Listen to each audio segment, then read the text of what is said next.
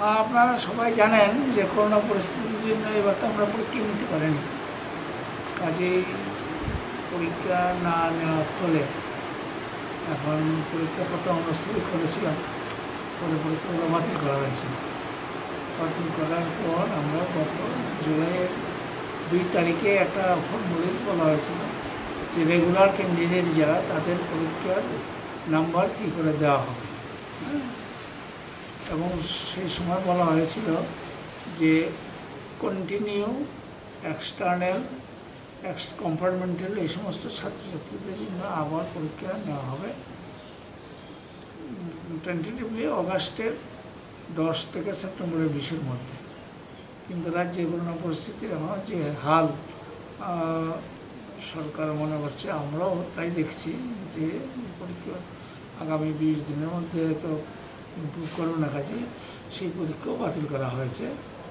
এই পরীক্ষা হবে না এবং আমাদের রাজ্য সরকার প্রবর্তিত একটা এক্সপার্ট কমিটি করা হয়েছিল, তাদের কাছ থেকে অনুমোদন ক্রমে আমরা এই পরীক্ষা স্থগিত বাতিল করলাম। এবং তাদের যে পরীক্ষার নাম্বার দেওয়ার পদ্ধতি সেইগুলো একটু জটিল হয়ে গেছে, কারণ তো কম্পার্টমেন্টালরা তো 2 বছর, কেউ 1 বছর আগে, কেউ 3 বছর আগে পরীক্ষা দিয়েছে। যাই হোক, তারা অনেক চিন্তা ভাবনা করে এমন সব পদ্ধতি নিয়েছেন যাতে ছাত্রছাত্রীদের উপকার হয়। সেইভাবে সেই লক্ষ্য রেখে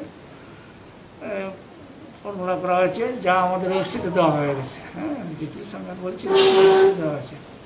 এর ফলে হবে কি যে প্রায় 9,485 জন ছাত্রছাত্রীর নাম্বার এইভাবেই হয়ে যাবে। আর আগে যারা রেগুলার পরীক্ষার্থীর সংখ্যা ছিল 64,278 জন।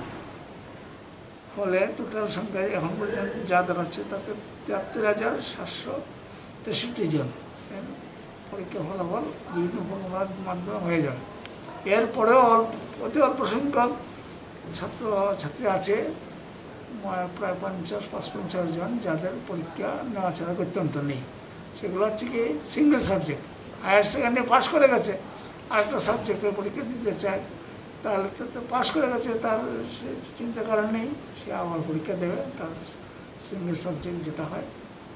আর আছে কিছু ইমপ্রুভমেন্ট টেস্ট, মানে পরীক্ষা সে দিয়েছে, পাসও করে গেছে, ইমপ্রুভ করতে চায়।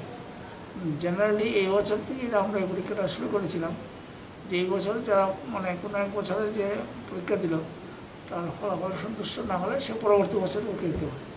তো এবার যারা পরীক্ষার্থী ছিল 2000 পাস, 21-এর তাদের এলিজিবিলিটি, যেহেতু আমরা এখনও নিতে পারছি না, কাজে পরিস্থিতি উন্নতি হলে আমরা নেব। এখানে ইয়ারের বার আমরা ছাড় দিয়ে দেবো আর কি। আরেকটা ক্যাটাগরি আছে ইকুইভ্যালেন্ট এক্সামিনেশন, এটা আমরা নতুন চালু করেছি।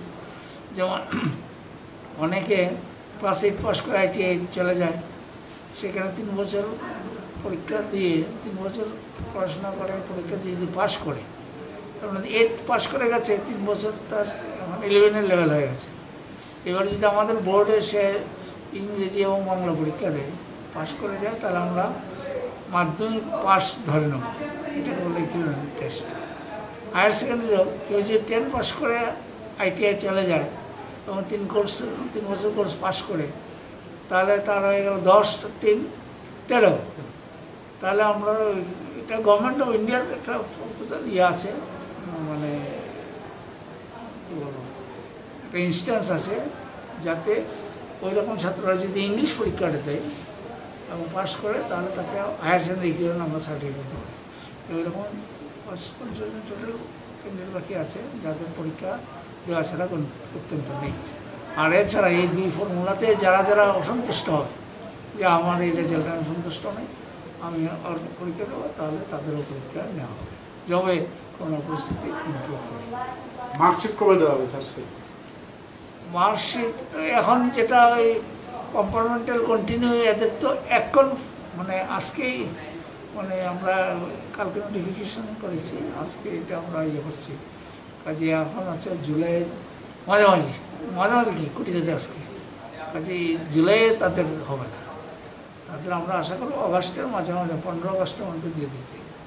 আর আগের যারা রেগুলার ক্যান্ডিডেটদের আমরা তো এখনও সেই ইয়েতে আছি যে 31 জুলাইয়ের মধ্যে রেজাল্ট দিয়ে দেওয়ার। আমরা এক্ষুনি ঠিক বলতে পারছি না, আরও 5-7 দিন গেলে পরে বোঝা যাবে আমরা 31st টার্গেট ডেটটা রাখতে হবে।